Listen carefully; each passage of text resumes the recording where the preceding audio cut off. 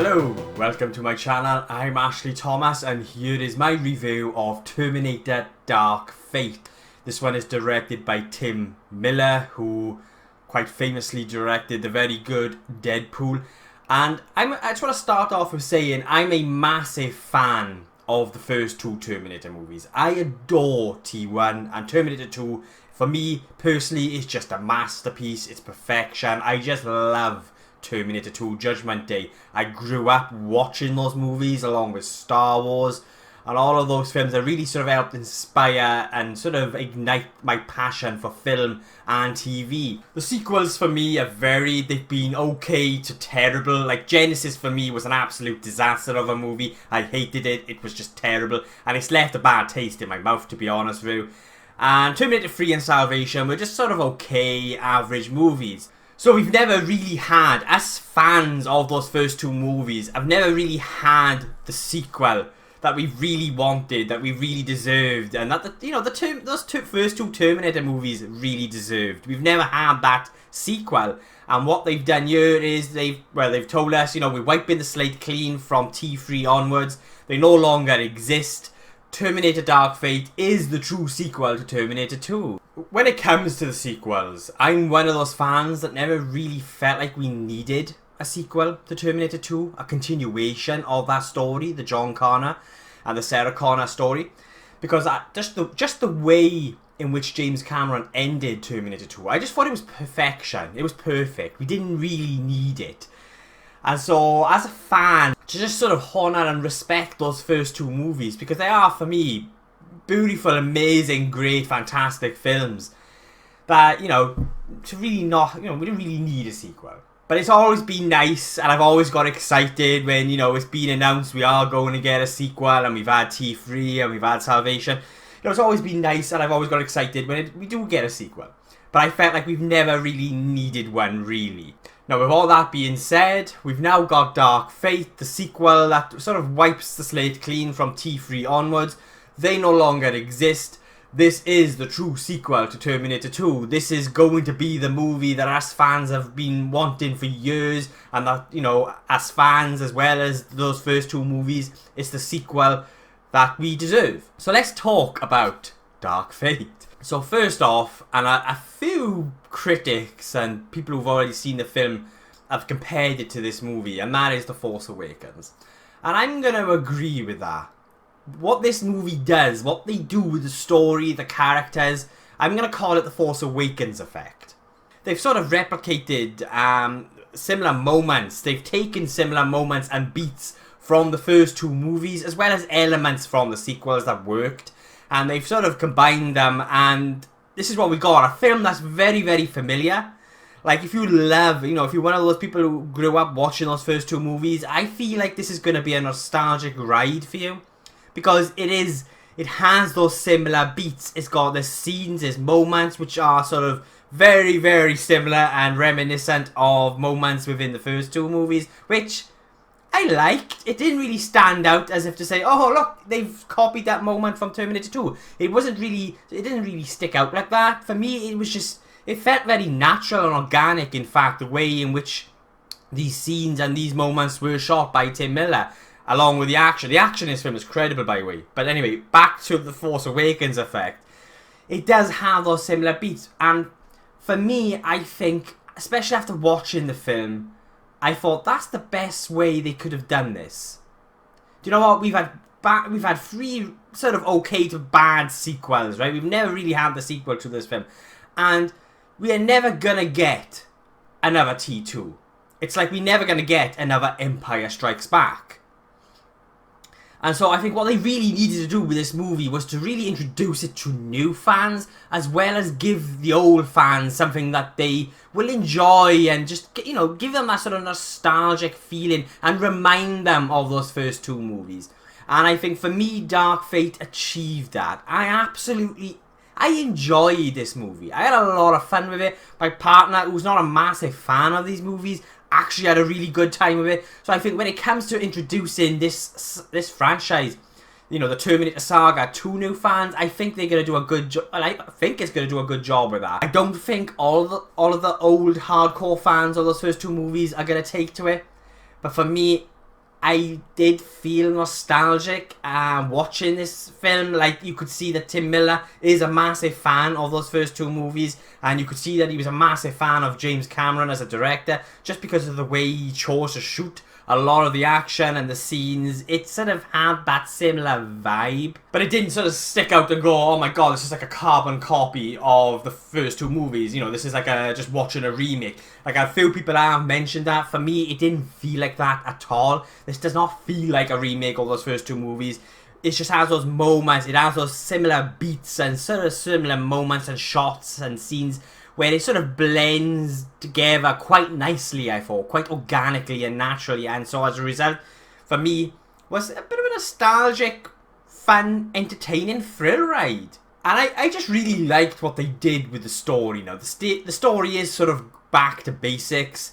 You know, it's very sort of straightforward, and you know, you got that Terminator that comes back and he's got to kill the target, and we got the Protector, and it's a very fast and intense experience. The action in this movie is incredible, but when it comes to the story and the characters, I just really liked what they did, because, you know, going back to this being sort of very similar to the first two movies, I felt like they needed to do what they did with this story, and I'm referring to the Force Awakens effect here, and that is introduce it to new fans and pass the baton on to new characters and sort of a new direction with the story. Because it goes back to what I said about T2 and not really needing a sequel. For me, this film almost acknowledged and honoured the fact that they knew the writers, James Cameron and Tim Miller. It's almost as if they knew that we didn't really need that sequel to T2, because the way it was, the way it ended was perfect. So what they did here within this movie, what they did with certain characters and the direction of the story, for me, sort of acknowledged that and honoured that. And it was like, look, guys, you know, it's going to be tough to get another T2. It's going to be very hard to get another T2. But this is what we're going to do. And for me, it worked. And I'm trying not to say too much because I don't want to spoil anything. This is a spoiler-free review. And hopefully when you see the movie, you may understand what it is I'm trying to say. But I just think what they did sort of was the best thing. It was the best direction. They sort of, for me, it's sort of, after watching it, I thought, you know what? Yeah, I think they really acknowledged the fact that they were never going to match, they were never going to reach the heights of T2. They were never going to reach that benchmark that T2 set. So it was like, this was the best way possible forward. And as a result, I thought we got a solid, entertaining and fun movie, which was a nostalgic thrill ride for me. And yeah. So yeah, it was great to see, Linda Hamilton return. I mean, that's what they were really, that's what they really sell in this film with, is the return of Linda Hamilton. I adore this character. I loved how Linda Hamilton brought Sarah Connor to life, and she's one of my favourite characters. I just love her. And Arnold Schwarzenegger is also great in this movie. But I also really liked Mackenzie Davis, who plays a new character called Grace, this sort of augmented super soldier from the future. I really, really liked what they did with her, and I thought she gave a really good performance. I really dug her performance in this film. It felt very natural, it felt real, and as a result, you do what I did anyway. I ended up rooting for this character. I really liked this particular character. I ended up caring for her, and I felt for her on an emotional level. Talia Reyes as Dani, I really liked her as well. I really liked what she did with her character, and I ended up really rooting and caring for her character as well. The only thing I really sort of wanted was a bit more of a deeper connection between Dani and Grace. Grace being Dani's protector. I was looking more for a relationship like the relationship we had with Kyle Reese and Sarah Connor in the first movie, but we didn't quite get that with Dark Fate. I wanted there to be I just wanted the relationship, and I wanted these characters to sort of have been a little bit more developed. I feel like these particular two characters, even though I really liked them, and I really liked how they portray these characters, and I thought the performances were quite good, like they felt natural and organic, I just felt like when it came to sort of these characters' pasts and, what's happened to them and sort of their relationship throughout this film, I wanted it to have been a little bit deeper and sort of just developed a little bit more, because then I felt like it would have added a lot more emotional weight to what, with the third act. And so we didn't quite get that. Like, we didn't quite get that emotional weight I felt like we needed when it came to these two characters. And I was just really hoping we would have gone into sort of a direction like they did with that first Terminator movie with Kyle Reese and Sarah Connor. And for me, you know, there is a relationship that you could sort of connect to and sort of on an emotional level, but really sort of lacked the impact I felt like they were maybe looking for.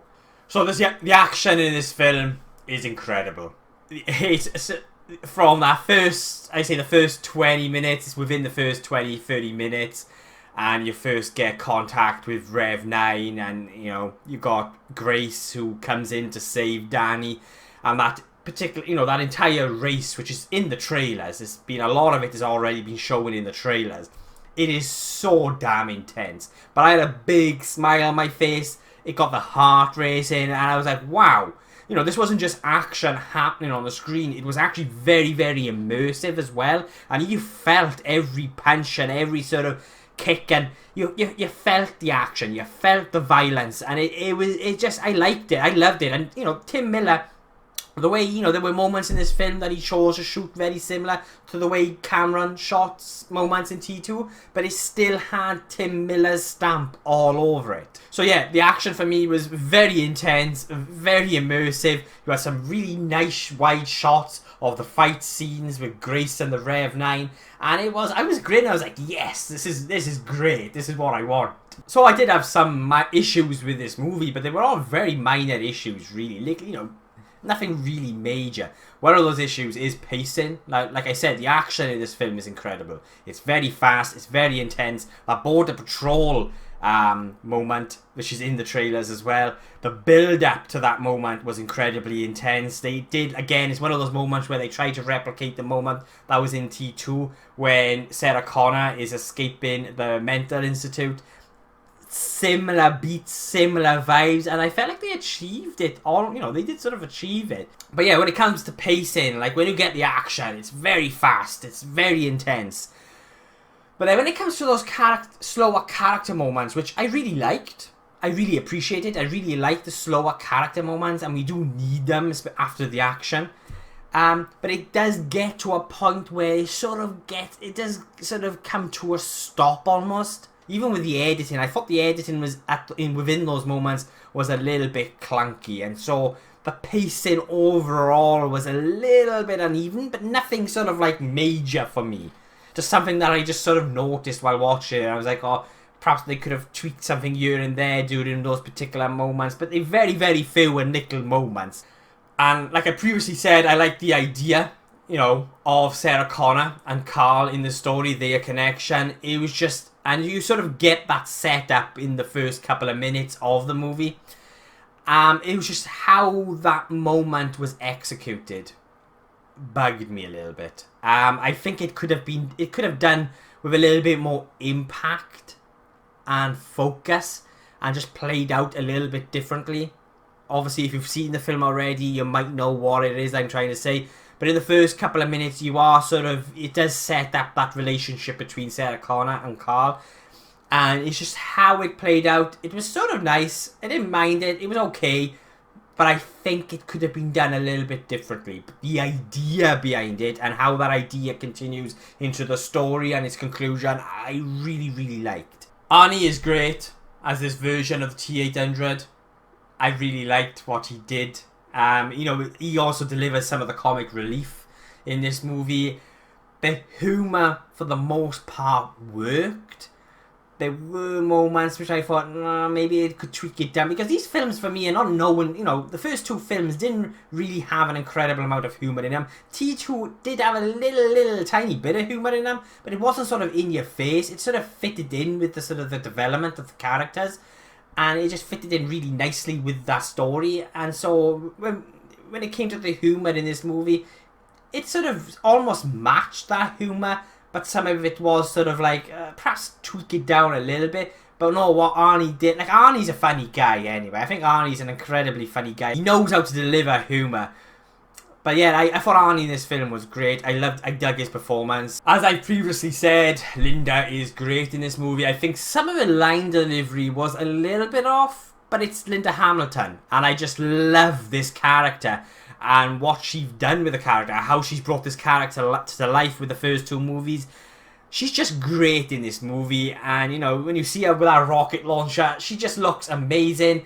And even though I say some of her line delivery was off, when she says that line, it's in the trailers, "I'll be back," it was like anyone else, and I would have just been gone. It would have been, oh, really? But the way she delivers it was great, and it didn't stick out as being too corny, or it felt natural. And yeah, I really dug her performance. You've got, you know, her character's on this journey. She's on this mission, and she's hunting for this resolve. And you have those few sort of very small character moments where, through her performance, you can really see what this, you know, the pain and the anger that this character is going through. And it felt very real. And so, yeah, I really dug her performance, because even without saying a lot, there are moments where she doesn't say an awful lot, but you could just see it. You could just feel the pain. And as a result, you end up feeling for her, because this is a character that a lot of people have grown up with Terminator 1 and Terminator 2. And as a result of her performance with this movie, it just really helps add to that heart and soul that I found within the movie. So the one I haven't really talked about yet, and that is the Rev 9, played by Gabriel Luna. And I thought he was great. A similar vibe, sort of the way in which he moved, his stance, and was very similar to Robert Patrick's T-1000. He obviously took inspiration. He obviously looked back at that character and how Robert Patrick so perfectly played that character. I mean, Robert Patrick in T2 was amazing as the T-1000. But at the same time, even though you could see he had sort of taken inspiration and sort of points from that performance, I felt he still made this character his own. And his character had a few more sort of human qualities about him. So it made it a little bit easier for him to infiltrate and sort of pass as a human. And he sort of conveyed a little bit more emotion than Robert Patrick's T-1000. And I really liked that. So yeah, I felt Gabriel Luna added something different to this character and made it his own, and it wasn't just like a Robert Patrick rip-off. I dug what he did with the character, and they even stole a design aspect, an element of the TX from Terminator 3. This goes back to me saying that they stole elements from the previous 3 sequels, and one of those elements is the design aspect of the TX. They sort of, you've got the endoskeleton and then the liquid metal on top. Now, with the TX, that liquid metal couldn't detach itself. The only difference with this is it can, and it really added something. I thought it was cool. I really liked what they did with the design and how it sort of functioned. I really dug it. So yeah, for me, it does feel like they stole the best parts and elements of the previous 3 movies, as well as the templates for the first 2, mixed them up in a blender, and this is what we got. And for me, it works, because there were elements in those 3 previous movies, Salvation, Genesis, and Terminator 3, that I sort of liked. And even though Genesis for me was just a disaster, I fucking hated Genesis. It really did leave a bad taste in my mouth. There were elements to it, like I liked the older version of the T-800 and that I sort of liked. It's just, overall that movie was just fucking shit. But yeah, they have stolen, it's like the augmented Future Soldier. That was it. Also, you had a very similar character in Salvation, played by Sam Worthington. So yeah, they sort of took, I felt the elements that worked, that were interesting, and the templates and sort of moments from those first 2 movies, the similar beats, combined them all up. Yes, it was playing it safe, but I think it was the right move, the right direction. And do you know what? If this is truly the start of, the first part of a trilogy, maybe we'll get our T2 of this trilogy of movies. The CGI is pretty good, but, there wasn't really a moment that stood out and I was like, oh, that looks bad, or that looked off, or it was okay, it was good. But there was nothing majorly special about it either, but the CGI worked for me. I think I would have liked a little more practical effects, especially when it comes to the Rev 9 and the T-800. I think I just would have liked to have seen more practical effects utilised within these moments. And perhaps, yeah, one of my minor issues was there was an overuse of CGI, an overload of CGI, and I felt like the action towards the third act, and it's in the trailers involving the planes, just got a little bit too big. I would have just liked it if that third act was just a little bit more down to earth. You know, that plane scene, even though it's entertaining, it is entertaining. You can't deny that. But for me, it almost threw this movie into Genesis territory. It almost sort of derailed it. And even though it was entertaining, I just felt like they needed to come back down to earth a little bit during that moment. Get it a little bit more grounded and perhaps, you know, realistic. But it, like I said, it was fun to watch. It was entertaining to watch. Going bigger doesn't always mean better. I really wanted it just to have been a little bit more tighter and smaller in scale when it came to sort of those action set pieces. You know, for me, the third act of T2 spends about 10 minutes maybe in the factory at the end. And for me, that added so much more tension and was just so much more immersive. It felt more real. For me, the plane scene didn't have this. But then they do make up for it afterwards. I did like the conclusion and what happens afterwards, because like I said, this film just keeps going and going and going, and when you think it's going to sort of, this is it, this is where it's going to end, it doesn't, and it just keeps on going, and I like that. So yeah, Terminator Dark Fate, a pleasant surprise. It does lack the grittiness that we were promised. I didn't think it was quite as gritty that I was hoping for, and maybe as violent that I was hoping for as well. Like, you do get a bit of, you know, you got blood splatter in there and that, and sort of limbs coming off, but it wasn't sort of, it was very breezy. I felt like it needed to be just, you know, and have a little bit of real sort of, like, they used CGI blood, and I'm not a big fan of that. So it wasn't quite as gritty as they were promising it to be, but it was entertaining. It was satisfying. It was a satisfying thrill ride that was never going to reach the benchmark that T2 set, but I felt like the movie acknowledged this, and it gave us a satisfying way of handling that. You know, it gave us a reason to Connor returning, which helped give heart and a soul to this movie, and to some degree an emotional clout towards the end, and as well as a satisfying conclusion to the Sarah Connor, John Connor story. Even though we didn't really need it, I liked it. You know, it's fast, it's intense, it gets the blood pumping, and I had a really good time with Dark Fate. You know, I'm a hardcore fan of those first two movies, and I was happy with this sequel. We needed this sequel, and I urge you all to go out and see it, to watch it, because it's definitely worth the price of admission. Yeah, I think everyone's going to have a few issues with it here and there and whatever, but it was entertaining, and I'm looking forward to see where they now go with these new characters and this timeline. You know, what they did with Dark Fate was honour those first two movies, pay homage to them, but also say to new fans and old fans, you know, let's put that Connor story to bed and explore these new stories with these new characters and possibilities and all of that. And it was the best move. It was the best direction for them to have gone in, and they did it, I thought, very well. They did a good job with doing that. Please check it out. If you're a fan of it, please check it out. If you're not a fan of it, I think you're going to enjoy it quite a bit. Like I said, I went with my partner, and he's not really a massive fan of the Terminator movies, but he loved this film. He had a really good time with it. One of the comments he actually said after coming from the screening was, do you know what? That was just a really damn good action film. And it is.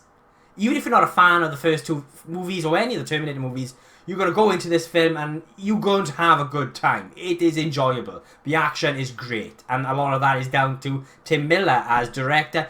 Even though it lacks sort of the direction that James Cameron had, it's not quite as well directed as James Cameron directs his movies. It is a solidly well-made movie. I'll be giving Dark Fate a 7.5 out of 10.